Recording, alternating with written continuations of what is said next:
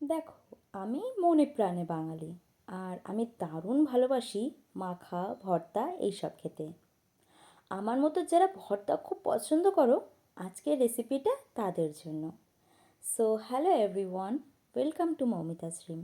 আজকের রেসিপি চিংড়ি মাছের ভর্তা।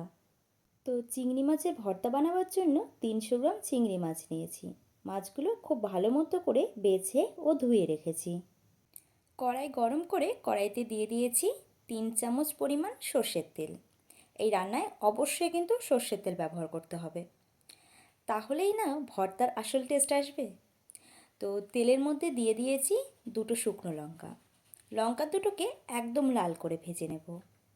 শুকনো লঙ্কা দুটো ভাজা হয়ে গেছে, তুলে নিয়ে ওই তেলের মধ্যেই দিয়ে দিয়েছি 10 থেকে 12টা রসুন। রসুনগুলোকেও একদম লাল করে ভেজে নেব। যে কোনো ভর্তায় যদি ভাজা রসুন ব্যবহার করা হয় তাহলে কিন্তু ভর্তায় দারুণ গন্ধ আসে আর টেস্টও দারুণ হয়। রসুনগুলো ভাজা হয়ে গেছে, এবার রসুনগুলোকেও একটা পাত্রে তুলে রাখবো। এবার ভেজে নেব পেঁয়াজগুলো। পেঁয়াজের মধ্যে দিয়ে দিচ্ছি দুটো কাঁচা লঙ্কা। বড় সাইজের একটা পেঁয়াজ ভেজে নিচ্ছি। পেঁয়াজগুলোকেও লাল লাল করে ভেজে নেব।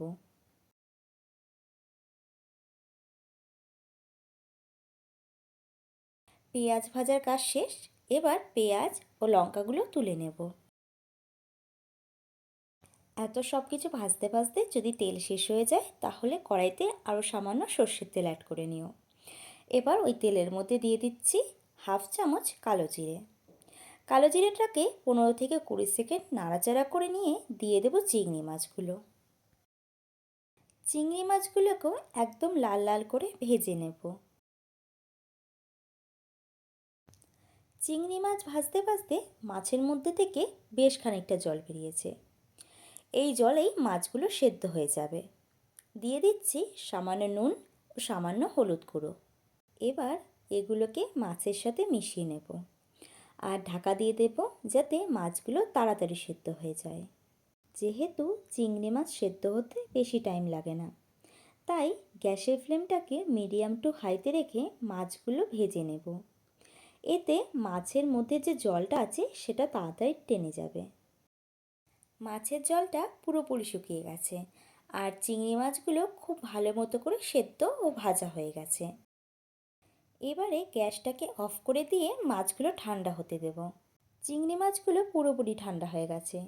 এবার মাছগুলোকে মিক্সিং জারে দিয়ে ভালো করে একদম বেটে নেব। চাইলে তোমরা শিলনোড়াতেও বেটে নিতে পারো।